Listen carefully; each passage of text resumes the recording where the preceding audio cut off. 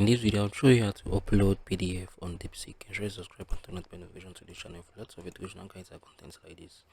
If you want to upload PDF on Deepseek, what I'm going to do right now, head over to your Deepseek, right? So you're going to click on this. Once you have clicked on it, you're going to go to your documents, right? So this is our documents. So I'm going to click on, let me see, click on this, click on open. So you can see it's currently loading up, right? It's currently loading up. So I'll wait for this exactly. So we just uploaded a document, like we just uploaded a PDF right here on Deepseek. So this is basically how you can upload PDF on Deepseek.